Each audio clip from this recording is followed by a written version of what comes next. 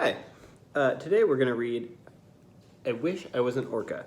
It's part of the Ranger Rick series and it was written by Sandra Markle. This is going to be a non-fiction book. It will teach us about orca whales. You can see here there's a picture of an orca whale. They're a big black and white whale, sometimes called killer whales. We also have orca whales that sometimes can be seen out in Elliott Bay, just right here in Seattle. So let's read what life might be like if we were an orca whale. As I'm reading, I'm going to keep track of what this book is mostly about, orca whales, right there in the title.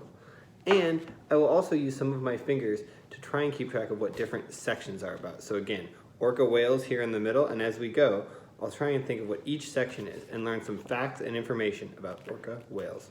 All right, let's read. I Wish I Was an Orca by Sandra Markle. What if you wished you were an orca whale?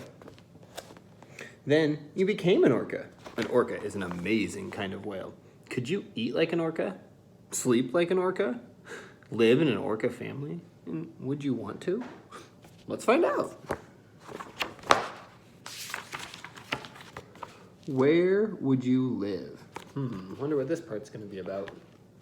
Orcas live in oceans around the world, even in the waters by Antarctica. Hey, I remember that's part of the polar lands. We learned about that just before school closed.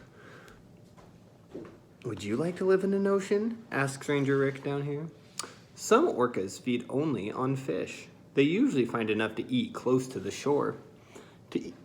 Others feed on seals and whales that travel through the ocean. Those orcas may feed near shore. More often, their food chase takes them farther away. Okay, wait. This book is mostly about orca whales. That section was about, where they live. And I learned that they live in oceans around Antarctica and get most of their food near the shore, but sometimes chase it to sea. Oh, cool. Okay, I'm going to keep going. What would your family be like? Orcas live in groups. Each group is called a pod. Pods are made up of several families. Orcas stay with their pods their whole lives. Would you have fun living in a pod? Like Blue Pod. An orca dives as it swims. It often comes to the surface because it breathes air. An orca breathes through a blowhole on the top of its head. Muscles keep the blowhole closed when the orca is underwater. So that part was about like the way that they live, right? So we have, this book is about orca whales. One part was about where they live, and I learned they live in the ocean and near Antarctica, and they catch their food near shore. The next part taught me about their families. They live in a group called a pod, and they have to go to the surface because they breathe air through a blowhole. Okay. How would you learn to be an orca? A younger calf swims alongside its mother. Orca calves learn by copying what the adults do. A calf learns to poke its head up out of the water. That's called spy hopping. Orcas spy hop to see what's above the water. Let's see. So this part seems to be talking about young orca whales. It taught me that they're named calves and they copy what the adults do, including something called spy hopping when they jump out of the water to see what's above the surface. Young calves practice leaping out of the water. Leaping helps orcas swim fast. Older calves play together. They leap over one another.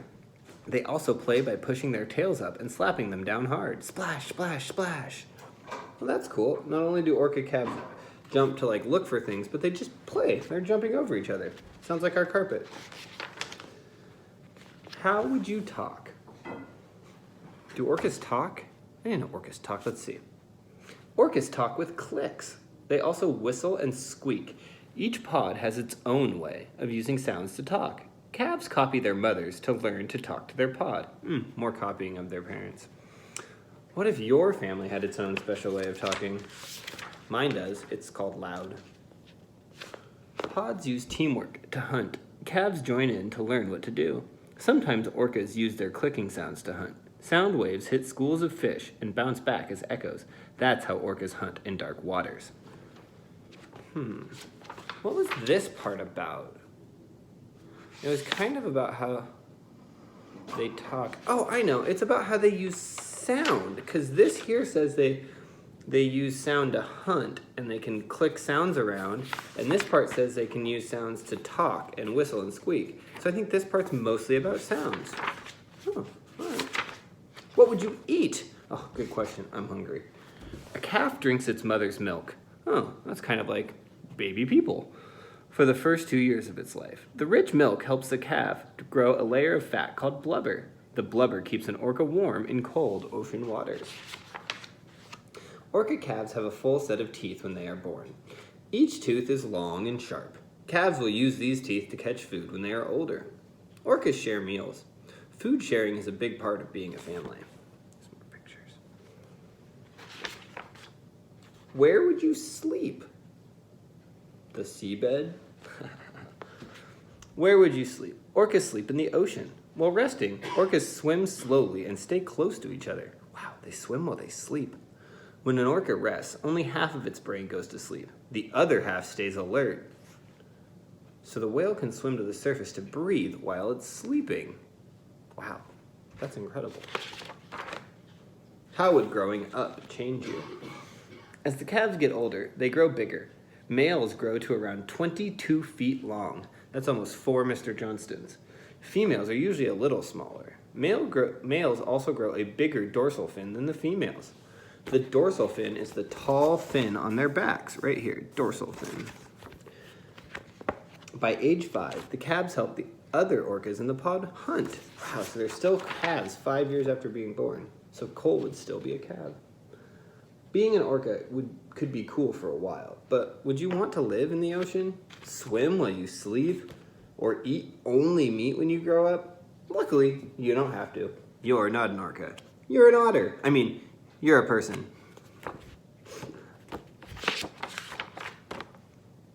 All right. Wow, that was a lot of things I just learned about an orca. I don't know if I can remember everything I read, but I'm sure going to be excited to tell Cole about this book, so I want to see if I can remember some of the most important things I read. Let me think about it.